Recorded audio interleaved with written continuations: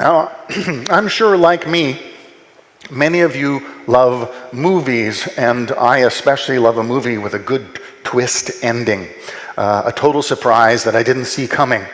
Some great movies, The Shawshank Redemption, The Usual Suspects, or Murder on the Orient Express, have completely surprising twist endings. Old TV shows like The Twilight Zone or Saint Elsewhere, Lost, or even Dallas had some great surprise twists.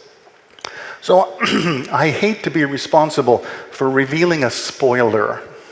For instance, if I were to tell you that in the movie The Sixth Sense, the Bruce Willis character is really...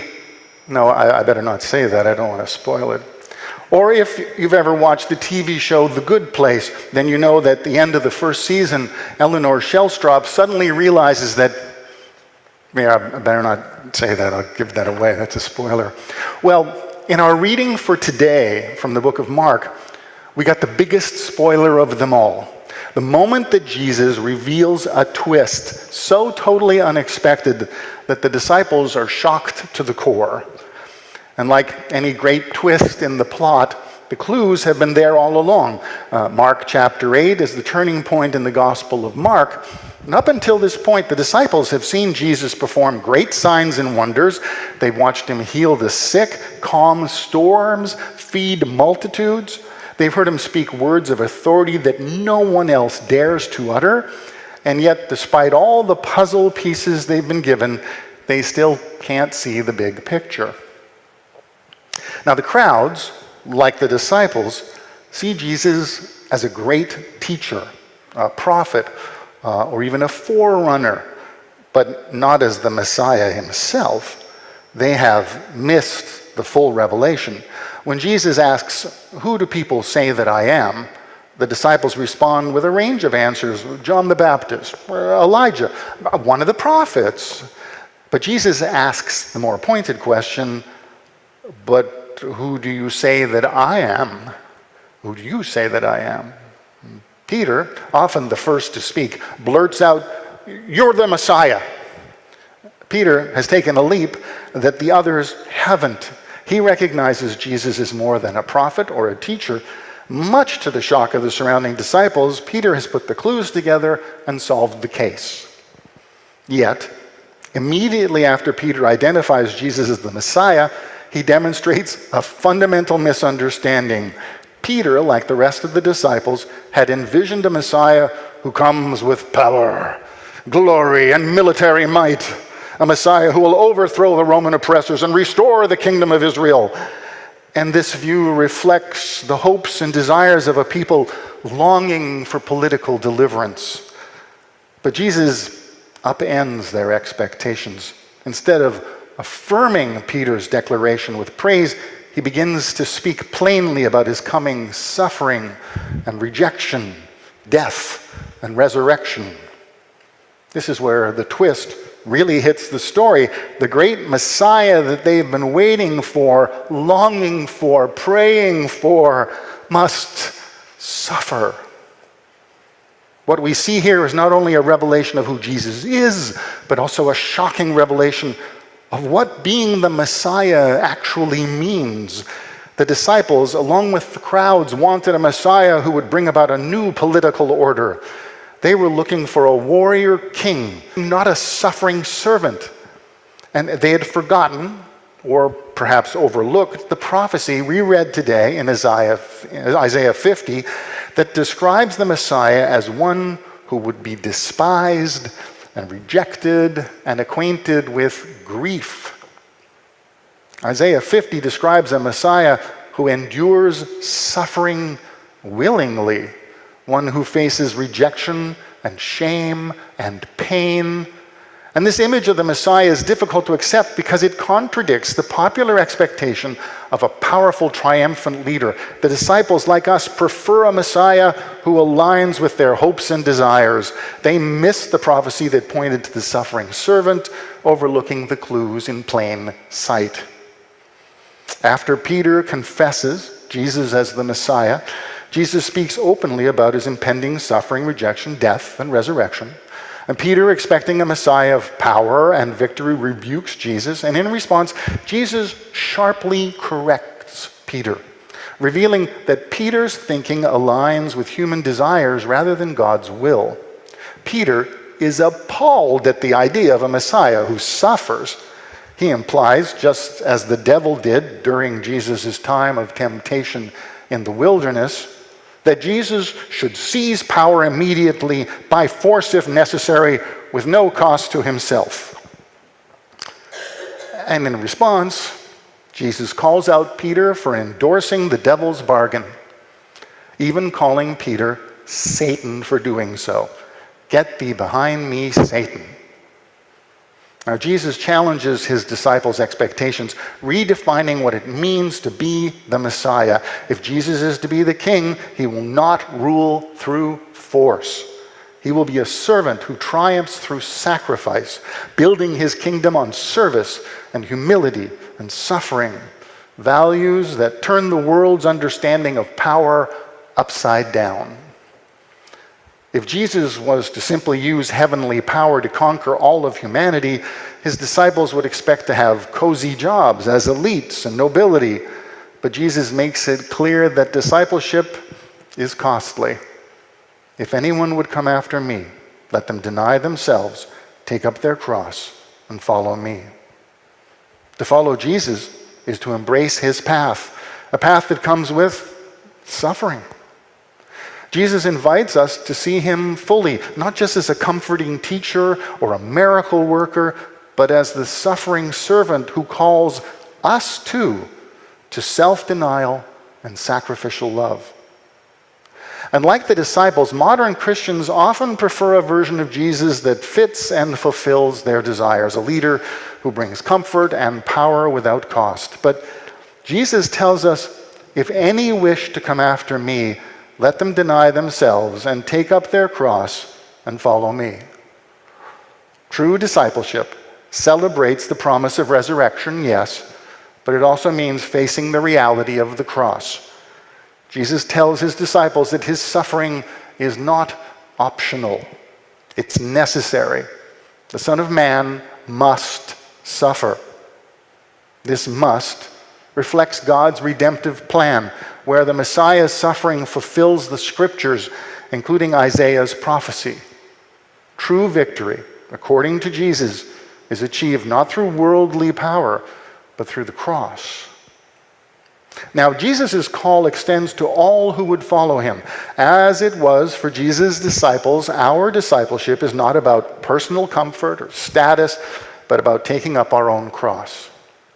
That means at some points in your walk with Jesus, you will have to embrace self-denial.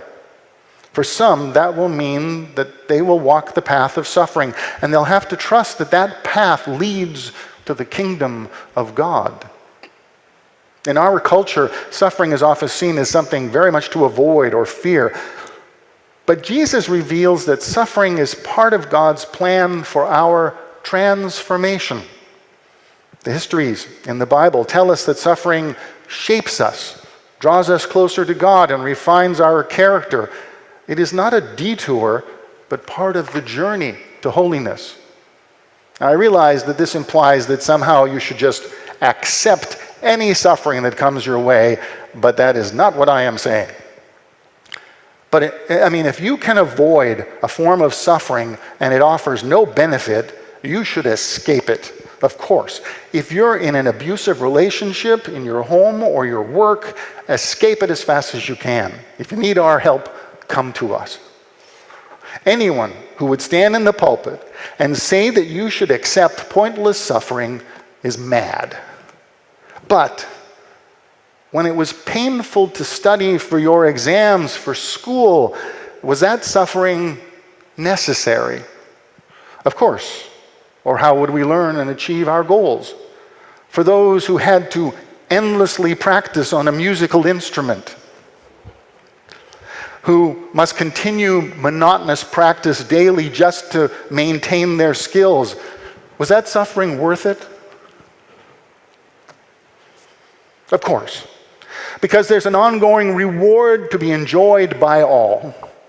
Athletes who constantly work out, who suffer greatly in pursuit of the glory of winning. In fact, just regular folks endure ongoing and repeated minor pain and suffering in their regular exercise routines so that they can live healthier and longer lives. Not all suffering is bad or should be avoided, because life teaches us that some kinds of suffering lead to rewards. Now, Jesus' suffering points to a deeper hope, resurrection. Every mention of his passion includes a promise of rising again. And this tells us that suffering is not the end. It is the gateway to a new life. For us too, suffering has a purpose beyond the pain, leading us to resurrection and renewal. Jesus teaches that those who suffer for righteousness' sake are blessed. And this suffering arises for standing up for what is right, even when it comes at a personal cost. It is about actively engaging in the work of God's justice and mercy, following Jesus' example of courage and love. Jesus calls us to bear witness to the gospel, even if it means facing opposition. The apostles rejoiced at being considered worthy to suffer dishonor for the sake of his name. And this suffering reflects a commitment to sharing the good news of Jesus, mirroring his own journey to the cross. Jesus shows us that true love involves sacrifice. No one has greater love than this, to lay down one's life for one's friends. Our call is to follow his example, putting others before ourselves in acts of humble service. And this suffering is not harmful or self-serving, but it is marked by love and generosity. The New Testament also teaches that suffering can lead to spiritual growth. Suffering produces endurance, and endurance produces character, and character produces hope.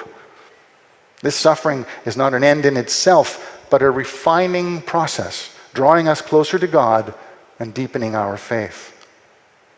As Jesus reveals himself as the suffering servant, he calls us to follow his example. This means serving others, loving sacrificially, and embracing suffering as part of our discipleship.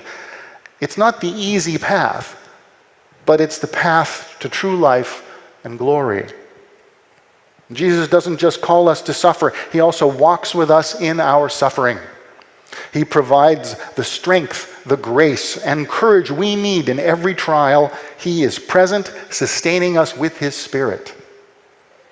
To be his disciples is to enter into the pain of others, just as Jesus entered into ours. It means being his hands and feet in a world that is hurting, standing with those who suffer and offering hope where it seems lost.